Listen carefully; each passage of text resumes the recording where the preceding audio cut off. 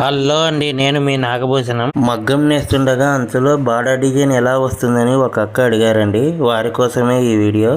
మీకు చూపిస్తున్న వాటిని జాకార్డ్లు అని అంటారండి. ఈ జాకార్డ్ మిషన్ కు మేము కడ్డీ వేసుకొని ఉంటామండి. ఆ కడ్డీలను మగ్గం గుంతలో పావుచెక్కలకు జాయింట్ చేసి ఉంటారు. మీకు చూపిస్తున్న వీటినే పావుచెక్కలని అంటారండి. ఈ పావుచెక్కలని ఇలా పాదంతో ప్రెస్ చేసినప్పుడే జాకార్డ్ మిషన్లు వర్క్ చేయడం జరుగుతుంది. జాకార్డ్ మిషన్లు ఇక్కడ తిరుగుతున్న వీటిని సిలిండర్ అని అంటారండి. ఈ సిలిండర్ కు అట్టలు తగిలించుకొని ఉంటాము. ఆ అట్టల ద్వారానే అంచులో బార్డర్ రావటం జరుగుతుంది. ఈ జాకాడకు నేను పెట్టుకున్న అట్టల్ని ఎలా తిరుగుతున్నాయో చూద్దాం రండి.